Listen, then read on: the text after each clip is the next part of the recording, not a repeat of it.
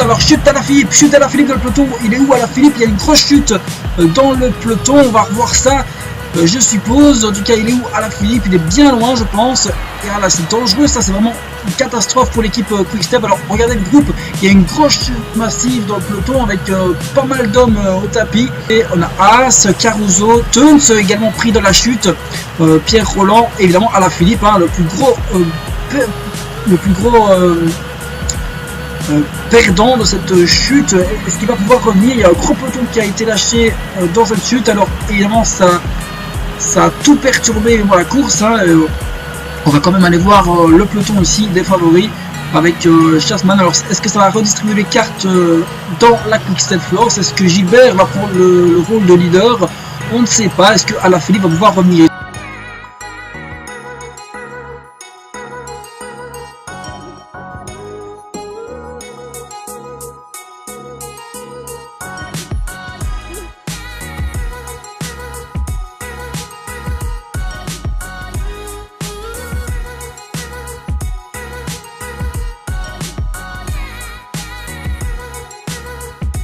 Bonjour à tous, bienvenue sur Pro Cycling Manager 2017 pour une toute nouvelle série sur ma chaîne où je vais essayer de remporter toutes les classiques avec l'équipe Quick-Step Force.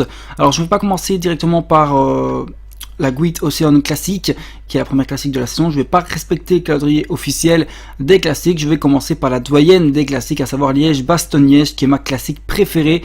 C'est peut-être pas la classique la plus spectaculaire à regarder pour les spectateurs, mais c'est la classique que je préfère parce qu'elle passe tout simplement dans ma région et ça fait vraiment clairement la différence. Donc on va commencer directement dans le parcours. De l'arrivée de cette édition 2018 de Liège-Bastogne-Liège, les coureurs vont aller chercher maintenant la trilogie. La nouvelle trilogie, la côte de Pont, ensuite la côte de Bellevaux et la côte de la Ferme Libère. Alors pour commencer, la côte de Pont fait 1 km, elle a un pourcentage moyen de 10,5%, donc c'est une côte assez pentue. Ensuite la côte de Bellevaux, une côte plus roulante avec un pourcentage moyen de 6,8% et longue de 1 km. Ensuite la côte de la Ferme Libère, c'est la côte la plus dure de la trilogie avec un pourcentage moyen de 12,1 km. C'est même la côte la plus dure du parcours et longue de 1,2 km. Ensuite nous irons chercher la côte la plus longue du parcours, donc le col du Rosier, longue de 4 km avec un pourcentage moyen de 5,9%, donc c'est une côte assez roulante mais longue. Et ensuite nous irons chercher le col du Maquisard, long de 2,5 km et avec un pourcentage moyen de 5%. Et ensuite nous irons chercher la fameuse et la mythique Redoute, long de 2 km avec un pourcentage moyen de 9%. Et ensuite nous irons chercher la Roche au Faucon, long de 1,3 km avec un pourcentage moyen de 11%, une côte assez raide. Et ensuite nous irons chercher la côte de Saint-Nicolas, longue de 1,3 km avec un pourcentage moyen de 8,6%. Et puis nous irons chercher enfin la côte de Hans, qui n'est pas répertoriée ici sur ce parcours mais qui est une vraie côte pour l'avoir fait à pied. Je peux vous le dire, ça grimpe, pas autant que la Faucon ou la Redoute, mais ça grimpe quand même. Alors ici les coureurs vont aller chercher maintenant la côte de Pont bientôt, qui est la première côte de la trilogie. Alors je vais vous parler un peu de la physionomie de cette course. Nous avons un seul homme en tête, à savoir Bram Tankink, le coureur néerlandais de la formation Lotto Jumbo, qui est un courageux. Voilà, il se lance dans un raid solitaire, vraiment très courageux parce qu'il ne peut pas bénéficier de l'aspiration et tout simplement de la protection des autres coureurs. Donc il est vraiment tout seul. Donc c'est vraiment, il est vraiment dans la galère totale. Il a le vent qui est pour l'instant de côté, donc il a un vent de côté assez faible, donc pour l'instant ça va encore, mais quand il va venir aborder la fameuse trilogie et qui va commencer à arriver dans la fin de la course, hein, avec des nombres de kilomètres dans les jambes, ça va devenir très dur pour lui, surtout qu'il a un peloton vraiment lancé à sa poursuite, mené, un peloton lancé et emmené par la formation de Daniel Martin, à savoir la UAE. Ensuite nous avons la Movistar qui mène évidemment pour Alejandro Valverde, le grand favori de cette course. Et ensuite la Lotto Soudal pour Tim Wellens, pour Yael Van Endorf, également pour Tige Benoît qui viennent également mettre des hommes.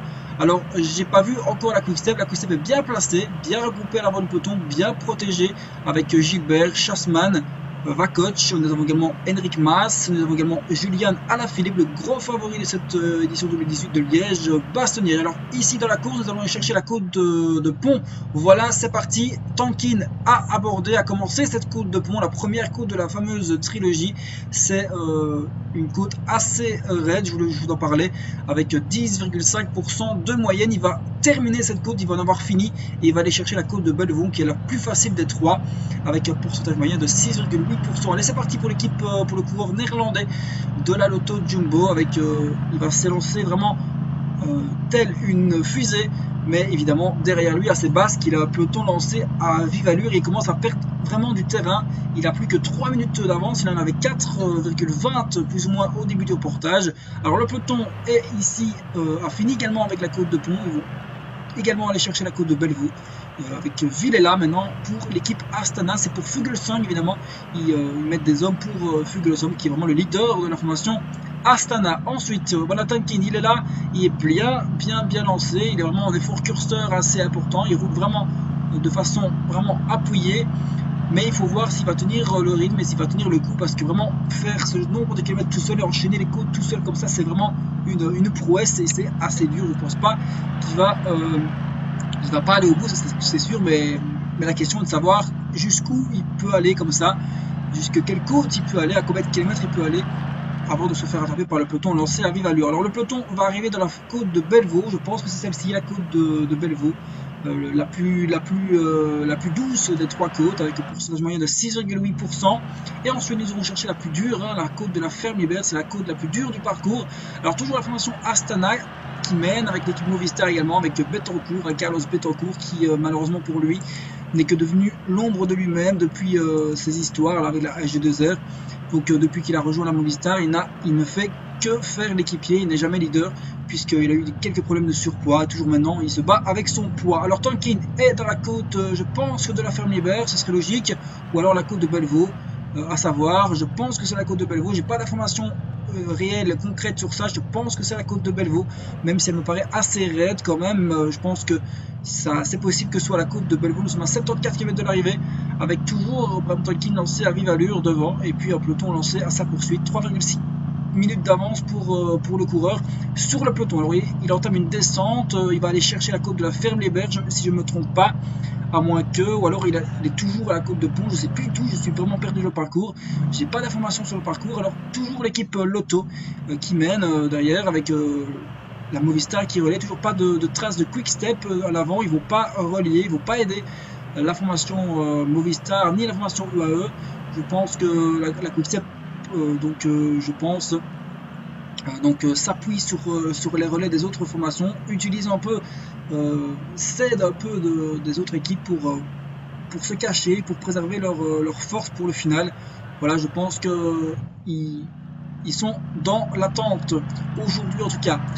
Tankin qui est pour l'instant dans la côte, je pense que c'est celle-ci, la côte de la Ferme Libère, au moins que ce soit la côte de Bellevaux. On va voir. J'ai pas d'informations là-dessus. Je pense que c'est la côte de la Ferme Libère, ce serait fort possible. Voilà, c'était la côte de la Ferme Libère, cette côte assez pentue. Voilà, la côte de la Ferme Libère avec Polanc qui mène le peloton, avec l'équipe Sky maintenant qui vient se rajouter aux équipes qui font la poursuite, avec Rosa et Kirienka, le rouleur maison, le bulgare Kirienka qui est vraiment le rouleur de l'écurie Sky, on va dire ça comme ça.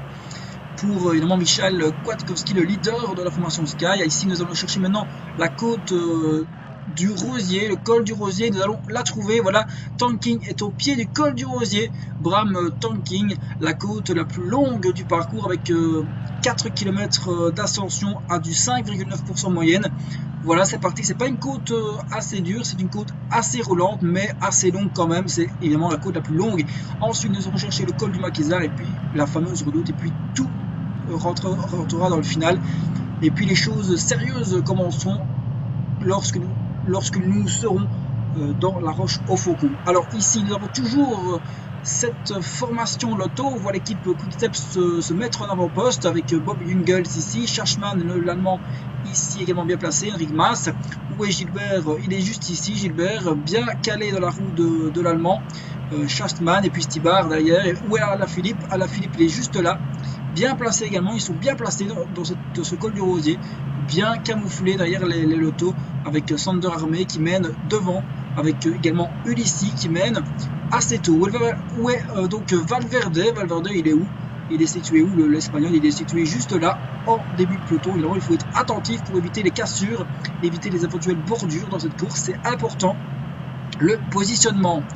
Alors, est-ce qu'il y a des lâchés derrière? Je ne sais pas, j'ai pas été voir. Donc je vais regarder avec Haru qui est assez loin, bizarrement, avec Cataldo, Hansen. On a Rudy Mollard ici, on a Steve Cummings, ici Pantano, qui est bien sûr le leader, je pense, pour l'équipe Trek, Pantano. Le coureur colombien qui s'était révélé au grand public, je pense, en 2016, lorsqu'il avait remporté une étape lors du Tour de France. Je pense que c'était l'édition 2016, si je ne me trompe pas. Alors, Bram Tankin, toujours courageux, mais il n'a plus que 38 secondes d'avance. Il va se faire rattraper aux abords du col du Maquisard. Il ne va même pas réussir à arriver jusqu'à la redoute. Il va se faire rattraper maintenant près de la côte du Maquisard, le col du Maquisard d'ailleurs. Il arrive au pied de la côte. Alors chute d'Alaphilippe dans le peloton. Il est où Alaphilippe? Il y a une grosse chute dans le peloton, on va revoir ça, je suppose. En tout cas, il est où Alaphilippe? Il est bien loin, je pense.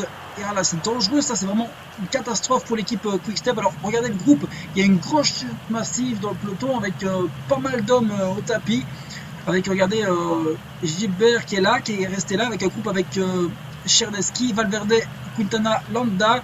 Valverde, où est-ce qu'il est? Valverde, il n'est plus là, il n'y a pas de Valverde, pas de trace de Valverde. S'il est là, il est bien présent, Valverde. Alors, qui a été piégé dans la chute?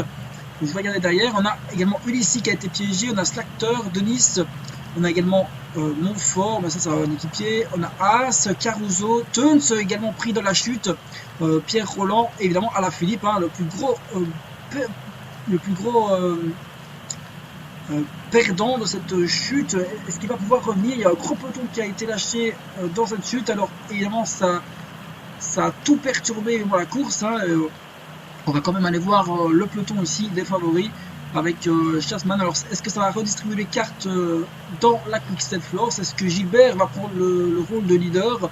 On ne sait pas. Est-ce que Alaphilippe va pouvoir revenir? Ils sont pas loin, il n'y a pas beaucoup d'écart entre ce groupe-ci et le peloton. Ils peuvent revenir avant la redoute même.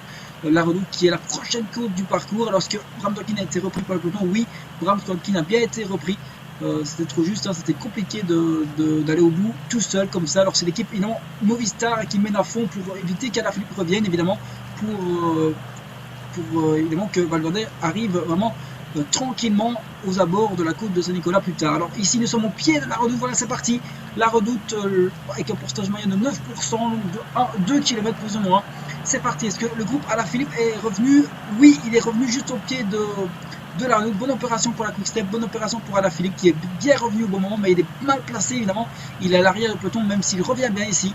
Il revient bien se positionner à l'avant du peloton, mais il s'en est fallu de peu pour que toute la course de Alaphilippe soit totalement gâchée par cette chute, mais tout est rentré dans l'ordre apparemment pour le coureur français. Alors la course de la route est assez lente, le rythme n'est pas élevé.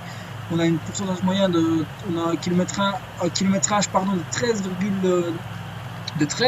donc une vitesse moyenne de 13 pour l'instant dans cette redoute. C'est normal, le pourcentage soit assez élevé, donc c'est normal que le rythme soit assez lent. Alors c'est parti, la redoute est terminée, nous sommes sur le sommet de la côte. C'est toujours l'équipe Sky maintenant qui mène avec l'équipe Bahreïn qui vient prêter main forte à l'équipe Sky et également l'équipe Asna et bien sûr l'équipe d'Alejandro Valverde, même si Alaphilippe vient de rentrer. Toutes les choses sont rentrées dans l'ordre pour l'équipe Quick-Step qui était vraiment dans la catastrophe, dans la panique. Alors attention, maintenant il y a une bordure, qui s'est créée, attention, parce que Gilbert et Alaphilippe ne sont pas dans le bon groupe, il y a une bordure là, et Alaphilippe et Gilbert sont pris dans la bordure malheureusement pour eux.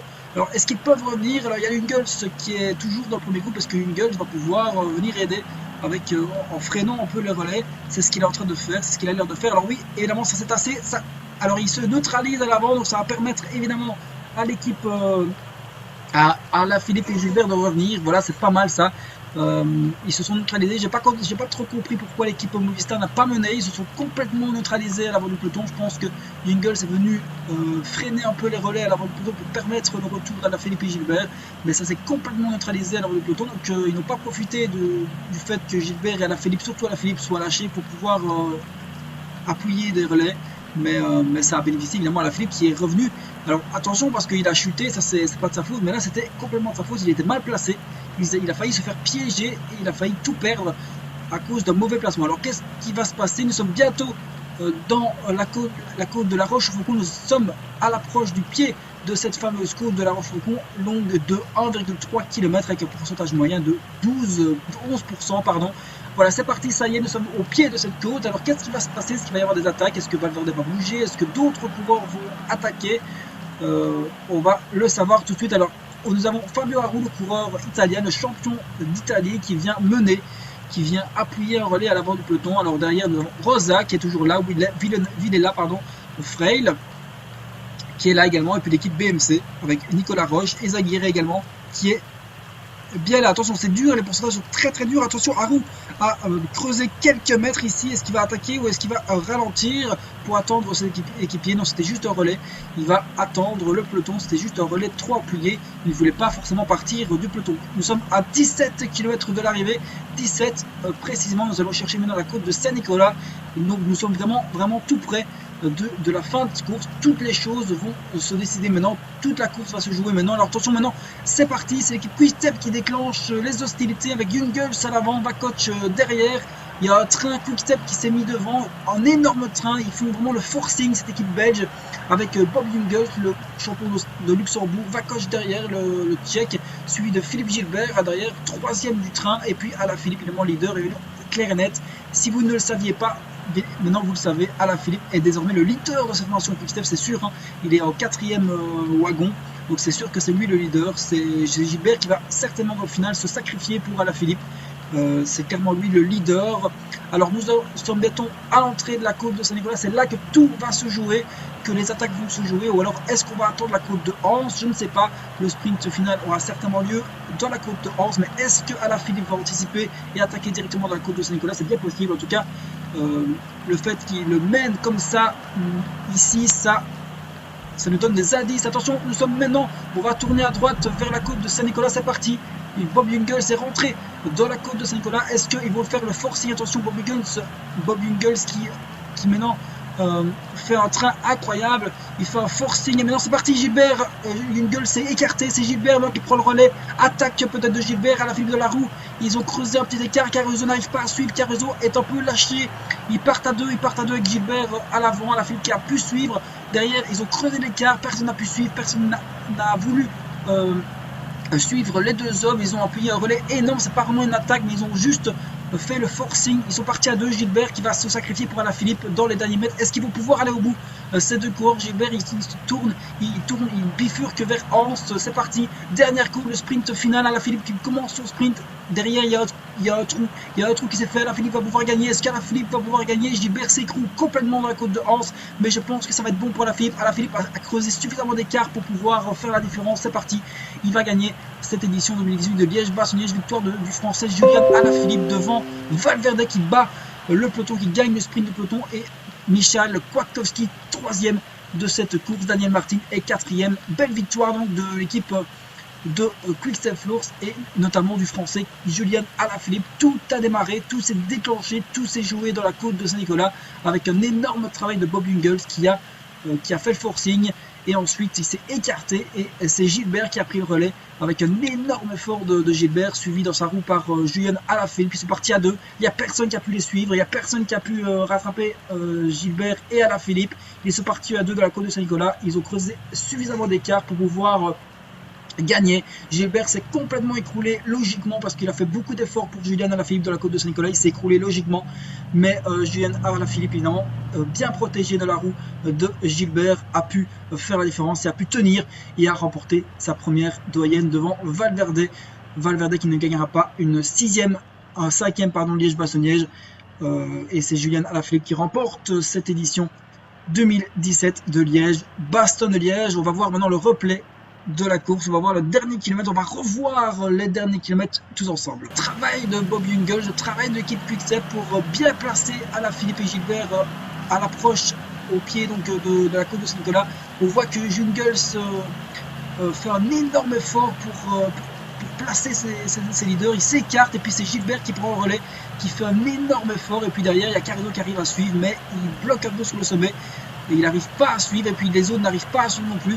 Ils ont creusé sur le sommet, ils ont profité du vent favorable avec un vent vraiment assez faible, donc il n'y a pas eu un vent de face, donc c'est pas mal pour eux. Ils sont partis dans le sommet, dans la descente de la côte de Saint-Nicolas, ils sont partis à 2. Ils ont creusé un petit écart, mais qui est suffisant pour pouvoir s'imposer. Gilbert a quand même craqué logiquement dans la côte de Anse, mais Alaphilippe a pu quand même tenir. Il a sprinté, il a tenu. Derrière, on s'est un peu regardé dans la côte de Saint-Nicolas, on s'est dit on va pas suivre, on va pas se brûler, on va attendre Anse, mais c'était une mauvaise idée puisque Alaphilippe a fait la bonne opération, puisqu'il a vraiment anticipé les choses, il a vraiment bien joué, parce que je pense qu'au sprint il est forcément battu par Valverde, mais il a préféré anticiper, et c'est une bonne stratégie du coureur français qui s'impose donc à Anse pour cette édition 2018 de Liège-Bastogne-Liège. C'est la fin de cette vidéo, j'espère qu'elle vous a plu. J'ai remporté donc dès mon premier essai Liège-Bastogne-Liège avec Alaphilippe, tout comme je vous l'ai dit, c'est jouer dans la côte de Saint-Nicolas. J'ai décidé de placer mes coureurs vraiment, de faire un forcing énorme avec Jungels juste après la Rochefaucon. Donc j'ai décidé de faire un petit train avec mes coureurs. J'ai décidé de faire mener Bob Jungels qui est un très très bon rouleur. Donc ce qui permettait de placer mes leaders Gilbert et Alaphilippe vraiment bien devant le peloton à l'entrée de la côte de Saint-Nicolas. Et j'ai décidé de faire le forcing de la côte de Saint-Nicolas et de ne pas attendre la côte de Anse. Donc j'ai tout donné dans la côte de Saint-Nicolas et ça a payé. Heureusement, Alaphilippe a pu être en forme et a pu concrétiser. Donc voilà, j'ai remporté Liège-Bastogne-Liège pour mon premier essai, c'est pas mal. Maintenant, la prochaine course que je vais tenter, ce sera peut-être la Flèche Wallonne, peut-être l'Amstel, je sais pas encore. En tout cas, on se retrouve pour une prochaine vidéo. Bye, c'était Vlog Cycling.